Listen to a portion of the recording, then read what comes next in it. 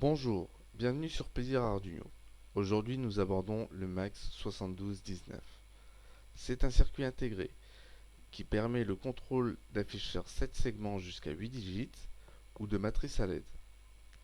La particularité du MAX 7219 est d'être piloté par un bus SPI qui utilise 3 fils. Au terme de cette vidéo, je souhaite que vous maîtrisiez les éléments suivants: le pilotage du MAX 7219, la communication SPI et enfin la mise en pratique. L'objectif à atteindre est de maîtriser l'affichage sur des matrices à LED et des afficheurs 7 segments. Voici une animation qui affiche Plaisir Arduino et quelques symboles de manière animée.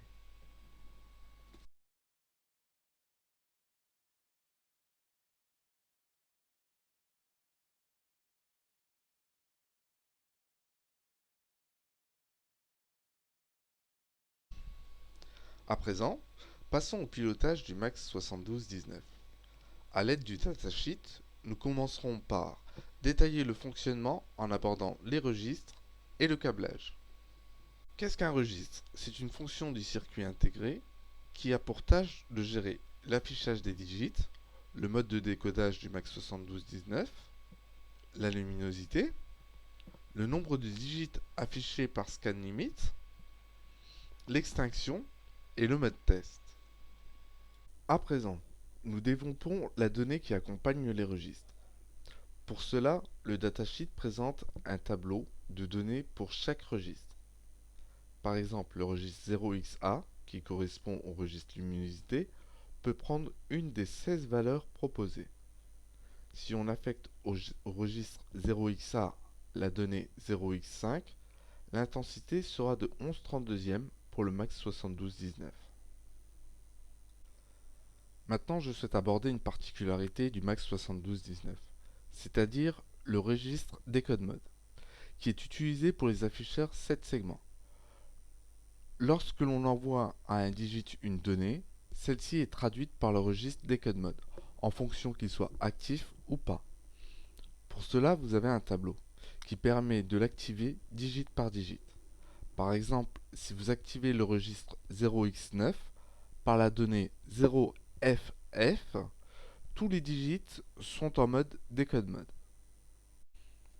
Lorsque le décode mode est actif et que j'envoie à un digit la donnée 0x1, l'afficheur 7 segments va afficher le chiffre 1, qui correspond au segment B et C.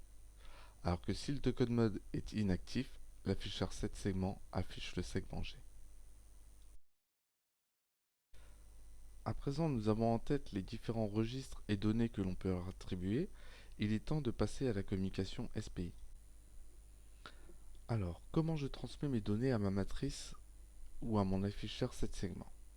La première connaissance à avoir, c'est que le MAX 7219 travaille avec un mot de 16 bits, dont les 8 premiers bits concernent les registres appelés adresses et les 8 autres suivantes appelées données ou data. Pour transmettre ces données, nous utilisons la librairie SPI, qui est inclue dans l'IDE Arduino, qui a pour rôle de transmettre les informations au MAX 7219. Pour communiquer avec lui, tout se fait par la programmation de l'IDE. Donc, dans un premier temps, il s'agit d'inclure la librairie spi.h. Ensuite, nous avons une deuxième instruction, SPI Setting, qui prend trois paramètres. Le premier paramètre, c'est la vitesse maximale de transmission. Le second paramètre est l'envoi du bit de poids fort en premier. Et le troisième paramètre est le mode de transfert qui synchronise l'horloge et les données. Dans le projet, j'ai eu besoin de créer une fonction qui permettait de transmettre les informations de registre et de data. La première instruction SPI Begin Transaction, transfert max 7219, fait référence à ce qu'on a rempli déjà précédemment dans SPI Setting. Elle permet de débuter la transmission. Ensuite, Digital Write SS Low correspond à la pin Data In de notre MAX 7219. SPI transfert registre permet de récupérer l'information de registre pour la transférer. SPI transfert data permet de récupérer l'information de la data pour la transférer. Ensuite, Digital Write SS8 permet de dire que nous avons plus d'informations à transmettre au travers de la platine Arduino. Et SPI Transfer and Transaction interrompt les transactions. À partir de ces bases, nous pouvons configurer notre setup. Il y a 6 instructions. Alors la première instruction, c'est une instruction de luminosité qui met à 13/32e le paramètre de luminosité. La deuxième instruction, c'est un test qui permet d'allumer toutes les diodes ou tous les segments pendant un délai de 3 secondes. Ensuite, le mode test est désactivé. L'instruction suivante, c'est le registre décode mode dont je vous ai parlé précédemment. Lorsqu'il a FF, il va agir sur les 8 digits. Lorsqu'il a 0F, il va agir sur 4 digits.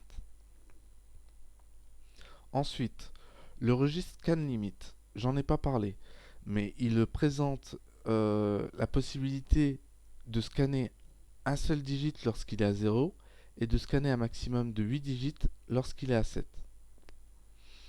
Ensuite, la dernière instruction, c'est l'instruction shutdown qui permet l'extinction de la puce.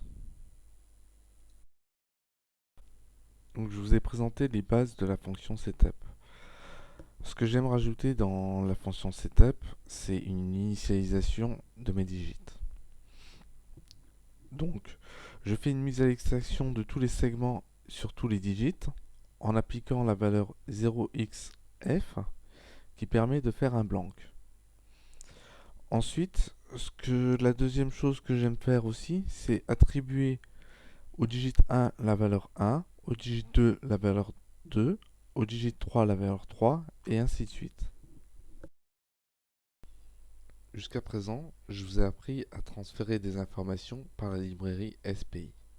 Ce que je vous propose maintenant, c'est de monter en puissance en apprenant une nouvelle librairie LED Control qui reprend les bases de la librairie SPI et qui va vous permettre de maîtriser les afficheurs 7 segments et les matrices à LED. Dans le cadre de la mise en pratique, nous allons aborder les schémas qui vont vous permettre de réaliser vos branchements avec la platine Arduino. Ensuite, je vais aborder différents codes sources pour maîtriser l'affichage sur les afficheurs 7 segments et sur les matrices à LED 8 par 8.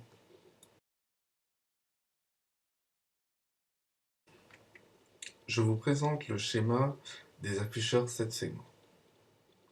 Vous avez la possibilité d'utiliser un seul afficheur ou d'en mettre un deuxième. Moi, j'ai choisi de travailler avec 8 digits.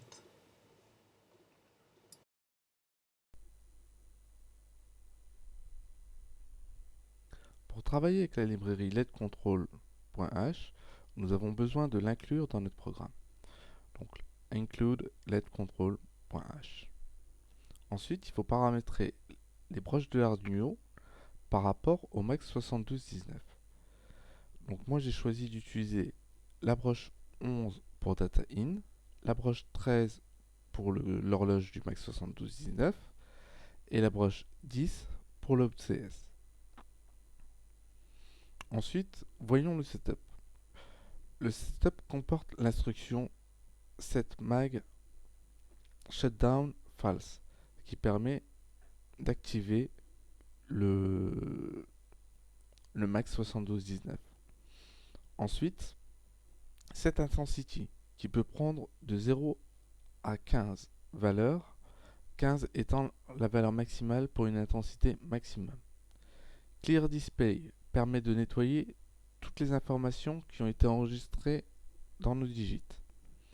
Scan limit peut avoir comme valeur de 0 à 7, 0 étant le premier digit et 7 étant jusqu'à 8 digits. Ici, nous pilotons 8 digits, donc il prend la valeur 7. La fonction void loop, elle est assez simple. Nous utilisons cette instruction 7 digits pour donner, dans un premier temps, l'adresse est par défaut à 0. Ensuite, le deuxième paramètre digit 0 correspond au digit 1, auquel on attribue la valeur numéro 1, et on ne souhaite pas afficher le segment d'épée, alors on met la valeur false. En téléversant notre programme, nous obtenons ce résultat. En modifiant notre programme avec ces quelques lignes, une boucle for qui initialise i à 0, tant que i n'a pas atteint la valeur de 8, la boucle continue d'incrémenter i.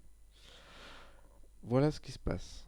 On a i qui se positionne sur la valeur digit, donc la valeur 1 va toutes les 500 millisecondes se décaler de droite vers la gauche.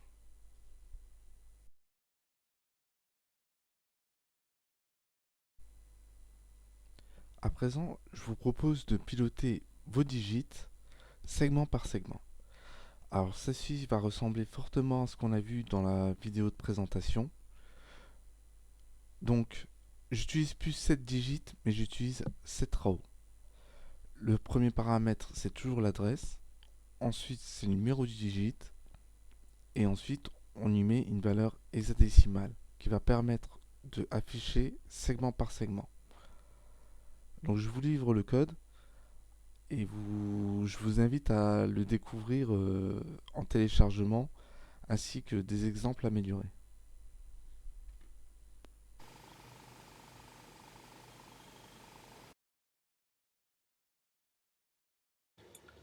Je vous propose ce câblage pour travailler avec le 1588BS et le MAX 7219. Développons le code pour contrôler les matrices. Donc dans un premier temps, nous incluons la librairie letcontrol.h. Ensuite, nous paramétrons letcontrol par rapport aux broches de l'Arduino. Donc ici, la broche 11 correspond au data in du MAX 7219. La broche 13 de l'Arduino correspond au CLK du MAX 7219 et la broche 10 à l'OutCS. Le dernier paramètre correspond au nombre d'afficheurs connectés sur notre MAX 7219. Voyons maintenant le setup. Alors, nous avons la fonction shutdown qui prend pour paramètre false pour désactiver le mode shutdown. Ça veut dire que la puce est en mode de fonctionnement. Ensuite, nous avons clear display qui permet de nettoyer toutes les informations des différentes colonnes et lignes qu'il peut y avoir sur la matrice. Set intensity peut prendre alors comme paramètre de 0 à 15. Ici, elle est configurée à 8, ça correspond à peu près à la moitié. Voyons maintenant void loop. Void loop avec une fonction assez simple qui est setLED. SetLED a la propriété d'allumer une seule diode lorsqu'elle est à trou et elle prend pour paramètre la ligne et la colonne.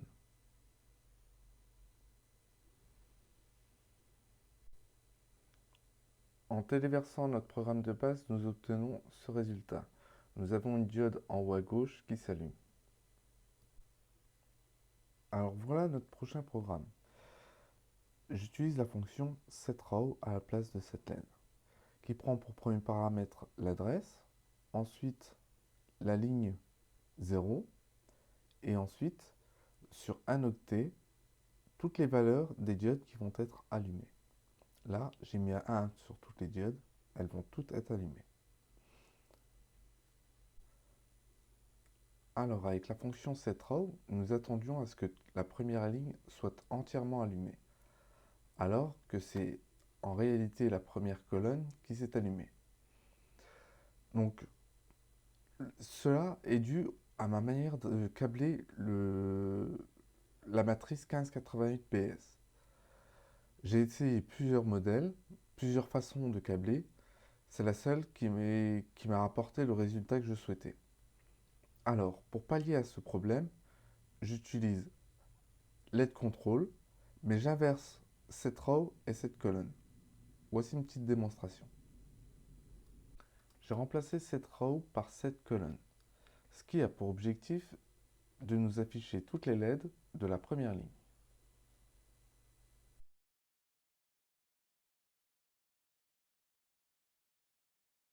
présent, étudions ce nouveau code. J'ai utilisé une boucle for qui initialise la variable i à 0, qui tant que i est inférieur à 8, incrémente i. Donc i, je l'ai placé sur les lignes, ce qui nous permet de scanner 8 lignes. Donc toutes les diodes devraient être allumées après le téléversement de ce programme. Voyons voir ce que ça donne.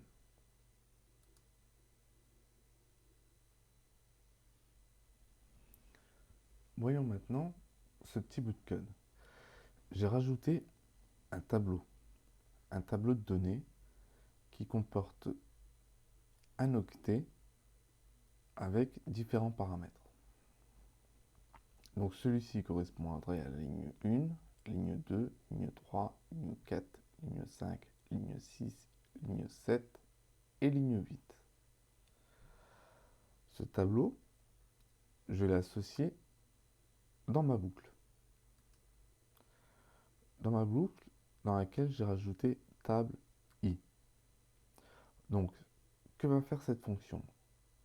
À la première ligne, on va lire la ligne 1. Deuxième ligne, on va lire la ligne 2 jusqu'à atteindre la 8e ligne. Donc, téléversons ce code et voyons ce que ça donne.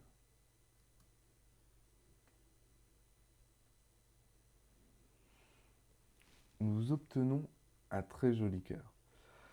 Je ne sais pas si vous l'avez remarqué, mais si on suit avec la souris tous les petits 1, nous obtenons un cœur. Voilà pour la démonstration que je voulais vous faire. À présent, rendons le code un petit peu plus complexe. Donc j'ai créé un tableau bidimensionnel. Donc nos octets sont toujours au format de 8 bits et on a 8 octets d'affilée pour afficher un cœur.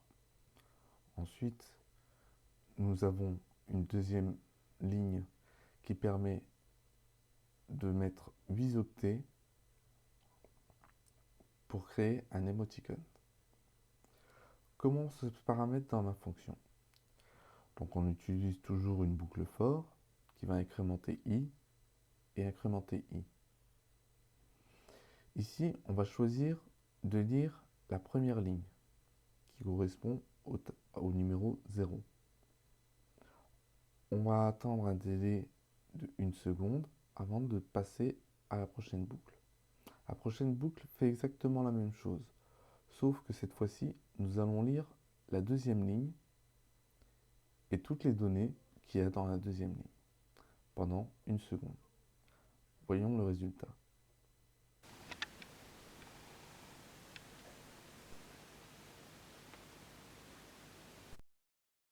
L'objectif de ce sketch est de vous faire réaliser une première animation. Ça consistera à faire un défilement vers le bas. Donc j'ai créé une fonction dev vers bas qui permet d'initialiser une première variable j qui va correspondre au numéro de symbole que l'on souhaite afficher dans la table. Donc ici, ça sera notre un cœur. Ensuite, toujours par une fonction boucle, on va lire cette colonne et on va lui attribuer un décalage de 7 par rapport à i. Dans la table j, nous avons le paramètre 1 qui correspond au cœur. Et ensuite, nous avons la 7e donnée en lecture. Ensuite, dans la ligne suivante, on va faire un décalage de 6 cette fois-ci. On est toujours sur la valeur 1 et on est sur la 6e donnée du tableau. Et ainsi de suite pour les autres valeurs. Donc téléversons et voyons le résultat.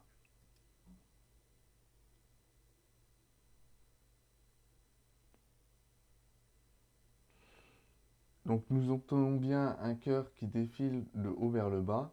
C'était le résultat attendu. À présent, je vous propose de modifier cette valeur simplement en mettant la valeur 2.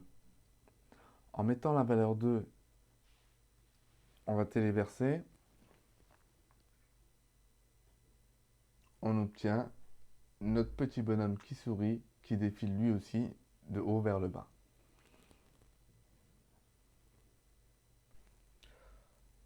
Pour notre dernier sketch, je souhaite vous présenter une problématique que vous allez peut-être rencontrer. Donc, j'ai développé un tableur qui me permet de faire mes dessins sur la matrice de manière assez rapide. Il s'agit d'affecter la valeur 1 pour que ça passe au rouge, la valeur 0 pour éteindre la LED en question. Alors, ce que je souhaitais vous montrer, c'est ça. C'est que vous allez avoir besoin de travailler de haut vers le bas et de droite vers la gauche. Pour travailler de droite vers la gauche, vous allez devoir utiliser cette row. Cette row que vous allez copier, coller sur toute votre ligne.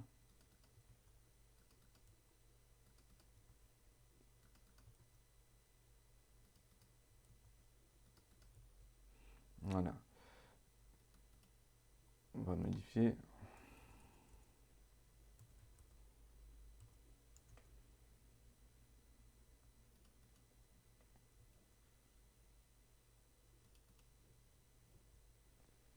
Voilà. Donc en téléversant ce code, vous allez obtenir ce phénomène. Vous avez votre petit bonhomme qui circule bien de droite vers la gauche, mais il n'est pas bien formaté. Donc pour faire ça, j'utilise le résultat de ma matrice qui me permet soit de piloter en row, soit de piloter en colonne. Ce qui m'intéresse ici, moi, c'est de piloter en colonne. Donc je fais un copier-coller de ce tableur directement dans l'IDE Arduino. Donc, il y a besoin de mettre une petite mise en forme. Hop. Je vérifie.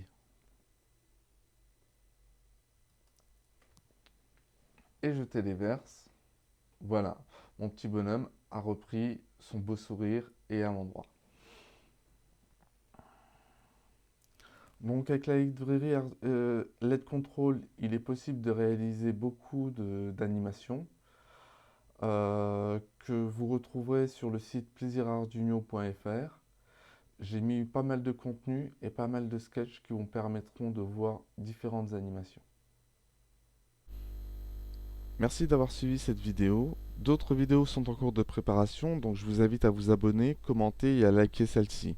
Je prends en compte vos réactions pour m'améliorer et vous fournir un contenu de meilleure qualité, en vous souhaitant de vous amuser pleinement avec la platine Arduino.